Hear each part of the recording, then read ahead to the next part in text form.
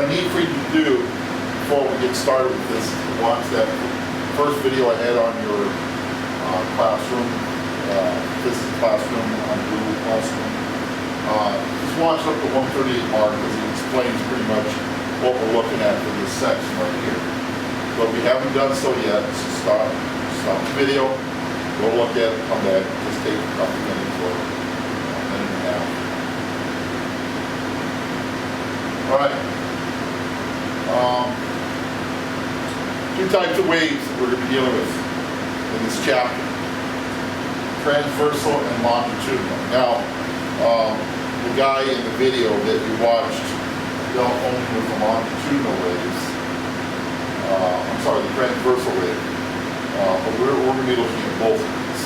Okay, I have attached a diagram that has both of them.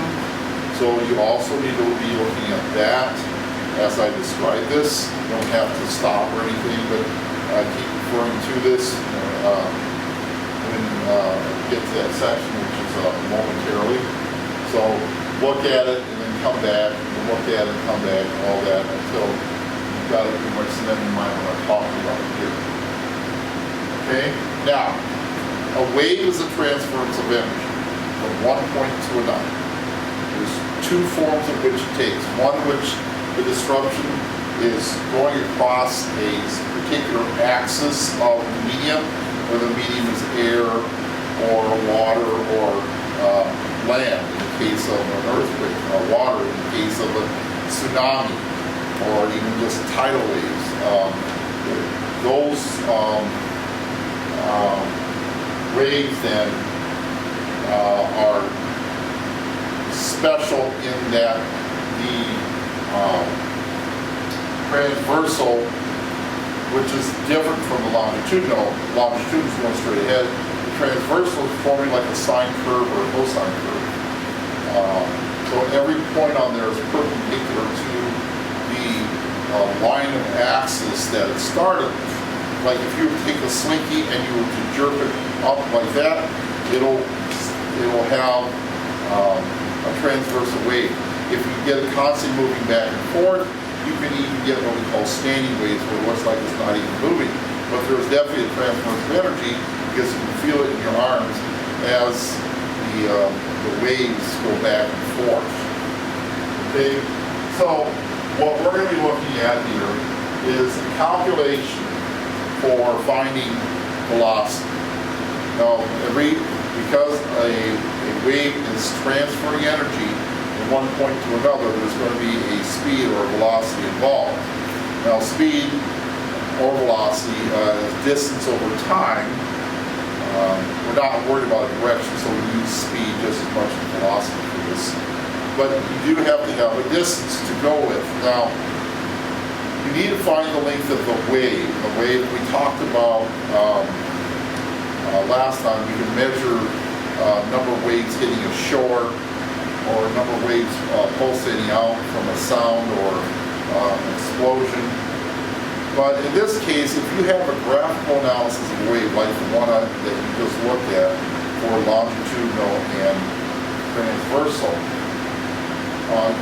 the distance between certain distinctive points is defined as one wavelength. For example, the transversal is from one crest to another. So if you look at the higher points of the waves, like an ocean wave has a crest, that's the top part. The bottom part that's created in a water wave as well as other waves is called the trough.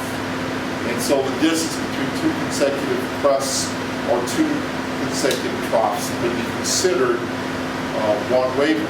If you have three consecutive troughs, that would be two wavelengths. If you have four consecutive crests, that would be three wavelengths. So because you have three separations there, of which you're going to be asked to draw later on. Then the time is the period of the wave. How long did it take to complete the cycle? Okay, that is the period. So the equation that we would use for that is going to be V equals lambda over t. Now, because the period or the time is inversely related to the frequency, we can replace that with over t with just the times f. So we have two options on your equations. V equals lambda over t or V equals lambda over f. Okay? So let's take a look at a couple of examples of this.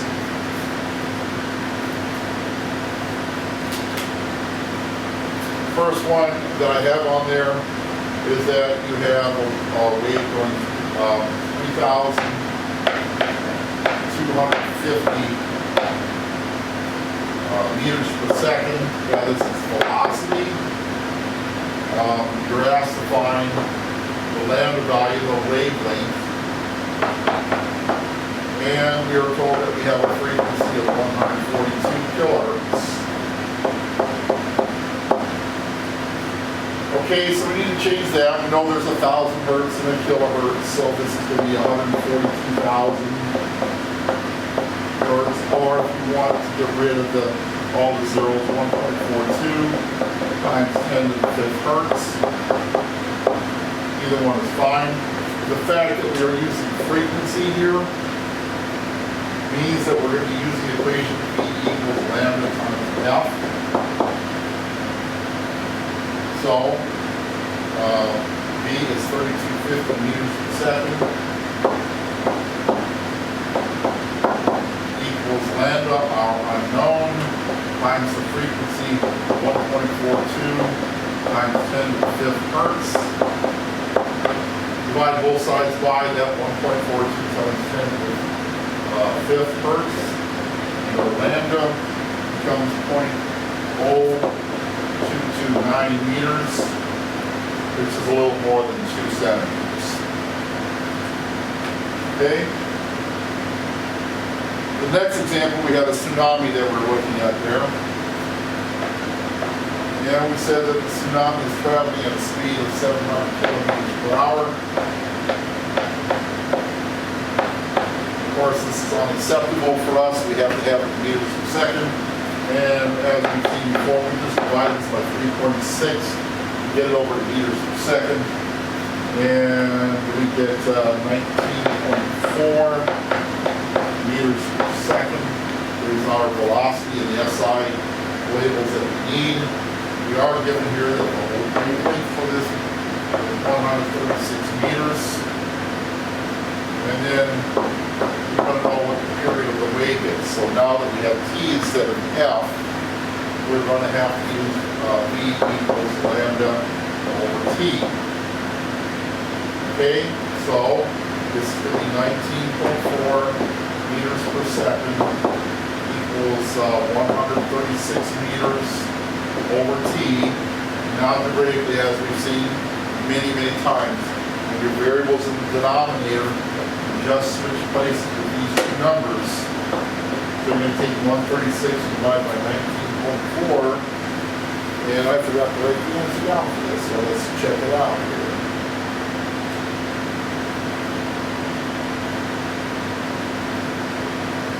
And we get 19.4 divided by 136. I'm sorry, 136 divided by 19.4. This is incorrect. This looks like it's going to be in the neighborhood of 7 seconds. 7 seconds, yes. So, I'll make sure to get that fixed so it looks right to you when you get it. But that's how we do that. Practice problems here. First two, you're to draw these waves. Now you don't have to measure it out to be 3.33 millimeters. Just make sure that the distance is 3.33 millimeters. I want 3 wavelengths drawn, and then a mathematical problem with that.